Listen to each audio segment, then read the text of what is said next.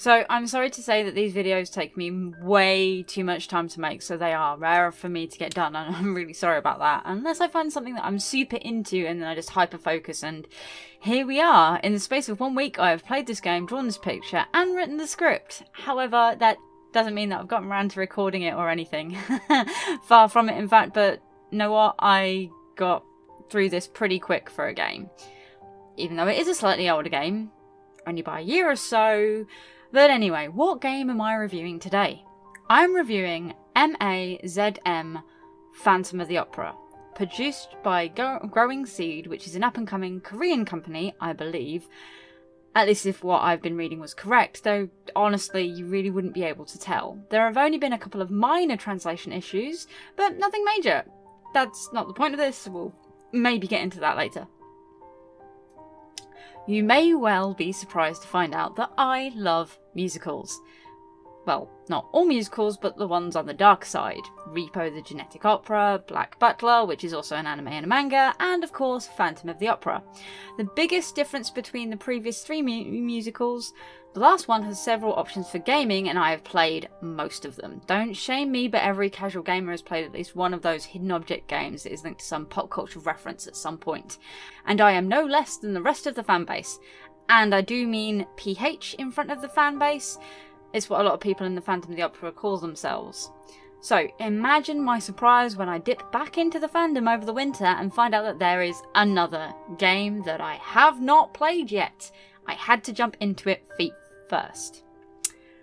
This version of Phantom of the Opera as a game is much more fleshed out. Instead of being a standard 2D game with slight alterations per screen, this has proper animations, sprites, movement, and story arcs. The game design is just beautiful, which is something I would hope for and expect for a game that is based on such an old and beloved novel. Maybe it's just me, but most people that have read the novel do actually enjoy it. The ballerinas are obviously young women from their designs, the workers are obviously workers, and the managers are, well, managers, even if they aren't great at their jobs. The main characters are where things get a little bit different. Before we get into that, let's start with the story, shall we? There are going to be spoilers for the book, the musical, and the game, but considering how old the book is, you might want to give it a look over first. The first character that we meet in the game is the Detective, an eccentric-looking character reminiscent of another popular anime character for a given value of popular, the Graveyard Keeper in Black Butler. He's got long white hair, the skeletal gaunt look. It's all a bit weird, as I originally thought this was the Phantom character, but no, it turns out that this is actually the player character and also a stand-in for Gaston Leroux, the original novel writer. What a lot of people don't realise is that he wrote a lot of novels as if he was an investigative reporter instead of a novelist. So yes, it turns out that we're going to play flashbacks of the whole game. We are introduced to the characters after everything has been said and done, and we know what the outcome will be. This is similar to, yet also different to the novel, as Gaston actually writes as if we know what happened, whereas we do not know what's happened yet in the game. So this game does a really good attempt at doing a revisionist story. I think that's the right term. Andrew Lloyd Webber also tries to do this, but he does it to a lesser effect. We are then finally introduced to one of the three main characters, Miss Christine Daae, who is fairly unchanged from the main story for the most part. There are some tiny character differences, and in the end she's a little heartless, which is very out of character, but I can forgive that for the sake of their story. The biggest difference is that she is one of two characters that have very unnatural hair colours, which will be shown in the drawing very soon, and also in the sprites that you probably see wandering around in the background. It makes her ethereal and beautiful, but it was a little bit off-putting at first. I wouldn't have minded so much if there wasn't more than one character that had a weird hair colour. Eventually, as normal, Christine does meet Raoul, the young man that she will inevitably fall in love with. Raoul, however, is a character that I really do not like. He is the young son of the Count de Chargny, but his parents passed away when he was young and his brother has raised him in their stead. He is a captain in the army and loves the opera. In the book, he is headstrong, love-struck, and a fool, and regularly does stupid things like threaten the Phantom directly so that he can get himself and others in trouble. In the book, it is endearing. In the musical, it's frustrating. He's a hypocrite. And in this game, it's also awfully frustrating.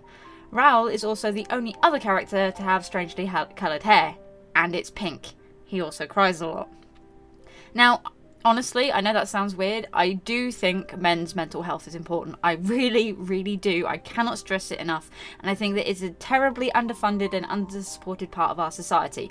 But this man tests my patience. He doesn't take anything Christine says into account, makes her situation so much worse, and just generally cries at the drop of a hat, and even makes the other characters uncomfortable at times. His whole story is expanded by creating a new subplot where Christine is believed to be the murderer of a side character, and he just makes the whole thing a whole lot worse, and drives his one true love into the arms of the Phantom. This whole section felt a bit tacked on, and as a way to explain why Christine went to the Angel instead of it just being her naivety. It's a strange plot point to add into the game, and it was a bit awkward to play in. There is another plot point / character that I was really unhappy about them adding in.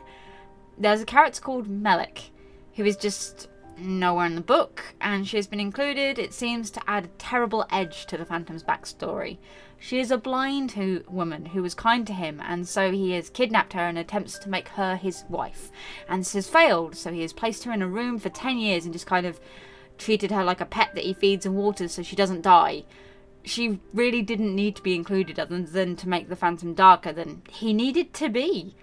This isn't the final area of the story that they have changed, but everything, the whole thing is a lot more darker and crueler than it was in the novels, which is ultimately at odds with the beautiful and charming designs of the characters in the background. It's not a terribly bad thing, as it doesn't stand out too much, but it is enough to cause some upset every now and again.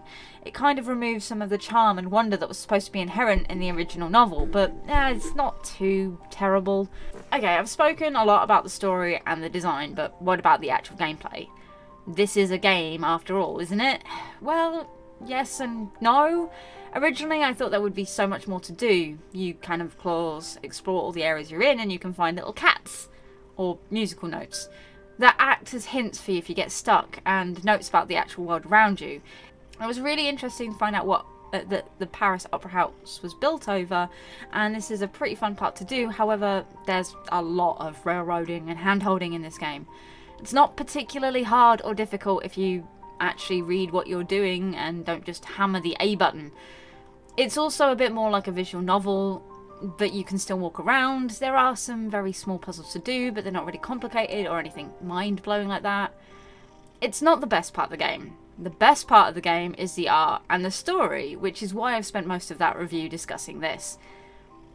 I won't lie, I got this game on sale for 5 of your British pounds, so I can't really argue. I've had literally hours of enjoyment, even if it's only just seeing a new version of the story. If you want to get into the Phantom of the Opera but you don't want to read the book because it's a little dry, still really hilarious when you find out that the Phantom has a fake nose, then this would be for you.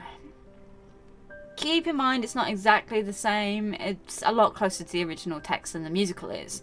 I mean, I can't sing, but I do enjoy watching this musical. So yeah, overall, gameplay isn't as solid as it could be. It's something nice and different, just added in, kind of thrown in so that you can have something other than reading to do. But I did like the fact that it was a simple game that can just be played, and a more interesting way to get people into reading, which is something that I think we're sorely lacking in this day and age. Books are wonderful, and why not have games that are also a type of book that just make it easier for people who get bored reading? I think that's a good thing. Anyway, thank you so much for watching. Take care, have fun, and we will see you next time. Bye!